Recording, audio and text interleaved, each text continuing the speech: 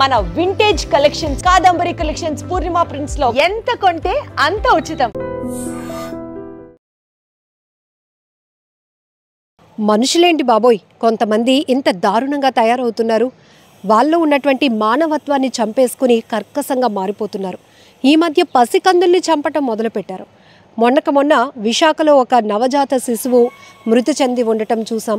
ఇప్పుడు అనకాపల్లి జిల్లా చోడవరం మండలం అంబేరీపురంలో డ్రైనేజీ కాలువలో ఒక నవజాత శిశువు పడి ఉండటాన్ని చూసినటువంటి ప్రతి ఒక్కరిని కూడా గుండెళ్ళు పిండేస్తోంది.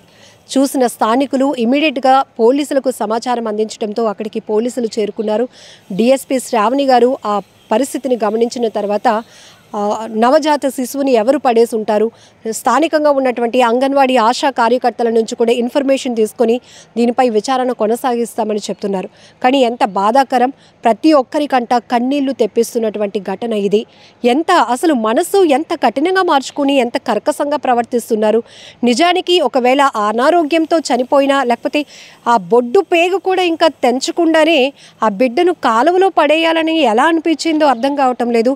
చిన్న పిల్లలు చూస్తే ఎంత ముద్దుగా అనిపిస్తుంది. అసలు ఆ పిల్లల కోసం పరితపిస్తున్న తల్లిదండ్రులు ఎంతమందిని చూస్తున్నామో. ఎన్నో పూజలు చేస్తున్నారు, లక్షలు ఖర్చు పెడుతున్నారు, హాస్పిటల్స్ చుట్టూ తిరుగుతున్నారు. అమ్మా నాన్న అనే పిలుపు కోసం పరితపించిపోతున్నటువంటి ఎంతో మందిని మనం చూస్తూ ఉన్నాం. ఒకవేళ వాళ్ళకి ఇష్టం లేకపోతే ఇంకొక విధంగా అనుకుంటే ఎవరికైనా ఇచ్చిన బంగారంలో పెంచుకుంటారేమో. కానీ అలా పేగు బంధాన్ని అక్కడితోనే తెంచేసుకోవాలనుకోవడం, పసిపిల్లల్ని, ఆ నవజాత శిశువుని, అప్పుడే పుట్టిన పిల్లల్ని తీసుకెళ్ళి మురుకు కాలువల్లో పడేస్తున్నారు, చెత్త కుప్పలపై పడేస్తున్నారు, సంచుల్లో చుట్టేస్తున్నారు, దుప్పట్లో చుట్టేసి పడేస్తున్నారు. ఎంత దారుణమైన ఘటనలు.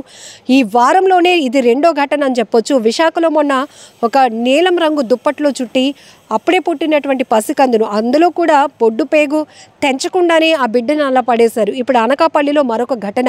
స్థానికులైతే కంటతడి పెట్టేస్తున్నారు. ప్రతి అమ్మ హృదయం చలించిపోతోంది. ఎందుకంటే నిజంగా అది తల్లేనా, ఎందుకు ఇంత దారుణానికి ఒడిగట్టారు అంటూ శాపనార్థాలు పెడుతున్నారు. అంత కఠినంగా వ్యవహరిస్తున్నారు. అసలు కనే ముందు తెలియదా, ఎందుకు అంత తప్పుదోవ పట్టాలి, లేకపోతే రకరకాలుగా తెలిసిన విషయమే కదా. ఒక పెయిన్, అమ్మకి నొప్పి వస్తే దాంట్లో నుంచి ఎంత బాధ బయటకు వస్తుందో మనకు తెలుసు. ఇక్కడ కూడా ఆ శిశువు ఎవరు ఏంటి అనేది పక్కన పెడితే ఒక బిడ్డ, ఒక పసికందు, ప్రపంచాన్ని చూడాల్సినటువంటి ఒక బిడ్డని అలా అర్ధాంతరంగా చాలా దారుణంగా కాలువలో పడేశారే. ఆ ఘటన చూసి ప్రతి తల్లి గుండె చలించిపోతోంది. ఆ కర్కశంగా వ్యవహరించినటువంటి ఆ కసాయి తల్లి ఎవరు అంటూ ఆమెకు శాపనార్థాలు కూడా పెడుతున్నారు. ఎవరికైనా ఇచ్చేయలేకపోయారా, లేకపోతే శిశు కేంద్రాలు ఉన్నాయి వారికి అప్పగించినా కూడా ప్రభుత్వం, గవర్నమెంట్ అధికారుల ఆధ్వర్యంలోనైనా పెరుగునేమో అని ఇలా రకరకాల వాదనలు వినిపిస్తున్నాయి. ఒకవేళ ఏదైనా అనారోగ్య సమస్యతో పడేసి ఉంటే పడేయడం ఏంటి? అసలు మీరు కన్నారు 9 నెలలు కనేటటువంటి ఆ ప్రేమ కూడా తెంచేసుకొని అర్ధాంతరంగా బిడ్డల్ని అలా వీధి పాలు చేయటం. కొన్ని ఘటనలోనైతే కుక్కలు ఈడ్చుకెళ్ళిపోతూ కుక్కలు పీక్కు తిన్నటువంటి ఘటనలు కూడా మనం చూసాం.